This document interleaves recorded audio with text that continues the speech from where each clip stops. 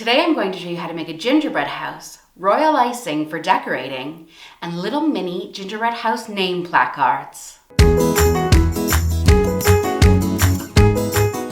Hi everyone, welcome to Black Cat Kitchen. I hope you're doing well. Today I'm going to show you all of my tips and tricks to making an easy, delicious gingerbread house. It's very mildly spiced, so suitable for anyone, and it's so fun for the whole family to get involved. I've linked all of the PDF templates below. This recipe makes the large gingerbread house and a few extra bits and pieces like the name placards. But I've also included a medium template if you'd like to make a slightly smaller house. For that, you'll need half of the recipe. See the description below for a list of ingredients. Preheat your oven to 180 degrees Celsius or 350 degrees Fahrenheit. Into a pot goes 500 grams of butter, 400 grams of dark muscovado sugar, and 14 tablespoons of golden syrup or light molasses. Turn the heat to medium and let all of your ingredients start to melt together. We don't need the mixture to be hot, we just want it to all be combined, so stir it so that it all comes together quickly. Once all of the ingredients have melted and come together, turn off the heat and let it cool slightly. To 1.2 kilograms of plain flour, add 4 teaspoons of baking soda and 8 teaspoons of ginger. We'll want to give that a good mix to combine. If you have a large enough bowl, you can mix the ingredients there, but I find it much easier to mix all together on the counter.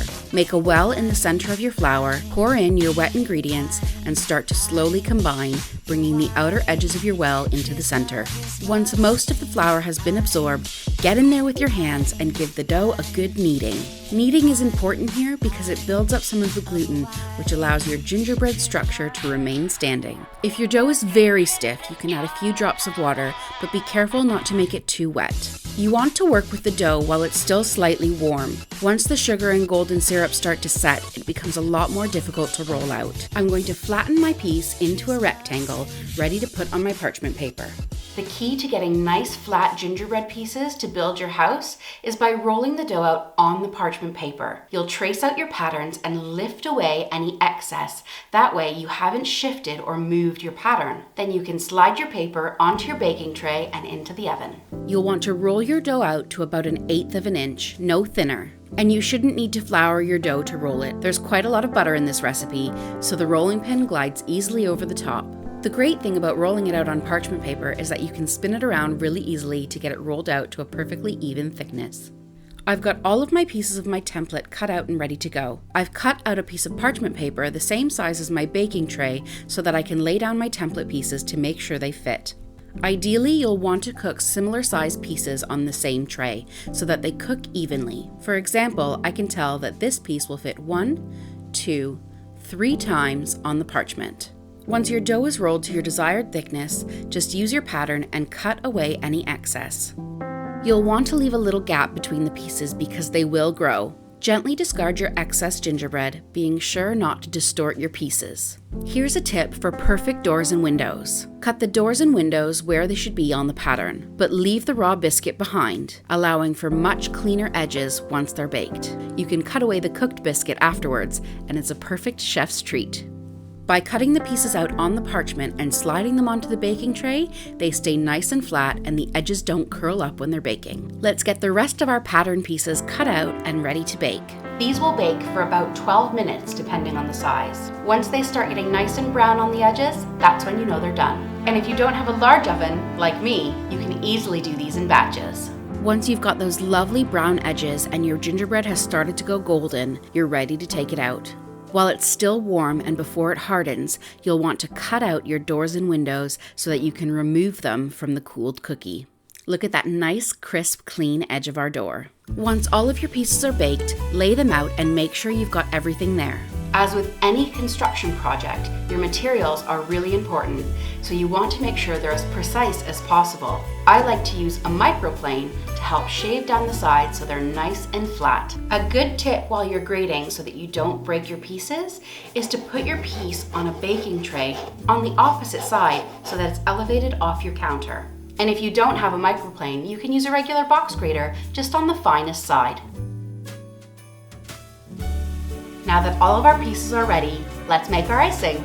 Into our mixing bowl goes 500 grams of icing sugar, 3 tablespoons of meringue powder, and 8 tablespoons of water. I've started with 4 tablespoons of water, slowly adding as it's mixing. Start your mixing speed on low and slowly start to bring it up as the icing comes together. This is the perfect consistency for building with your gingerbread. You want the icing to be nice and thick so that it holds the structure together. Remove some of your icing here for building and we'll thin out the further icing for decoration. Just add a bit more water until the icing is a little thinner and easier to pipe.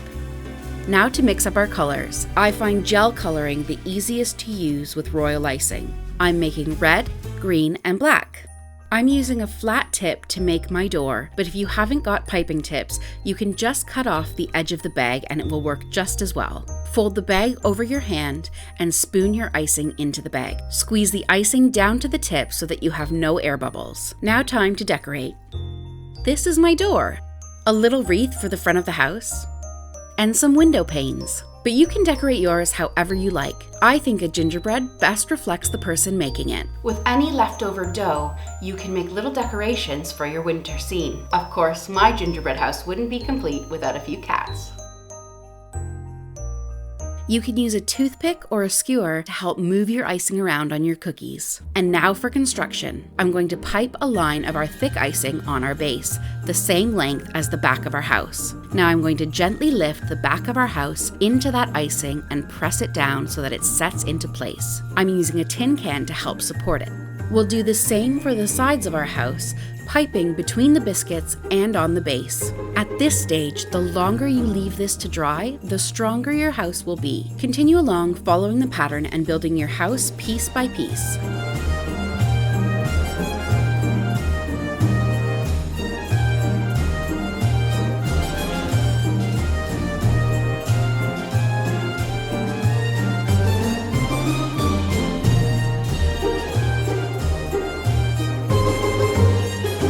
Add your finishing touches and cover with a dusting of snow, aka icing sugar.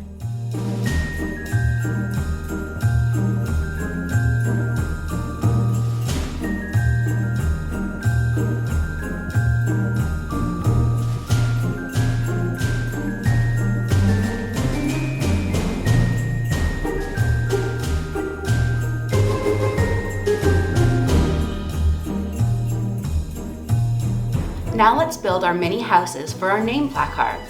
Just like we did with our large house, follow the template and pipe down the sides of your gingerbread house, putting the pieces together. Pop on your roof and do a little bit of decorating and they're done. And if you like gingerbread, check out our old-fashioned gingerbread cake here. Thanks so much for watching. Please make sure to comment down below, like, and hit that subscribe button. Meowie Katniss!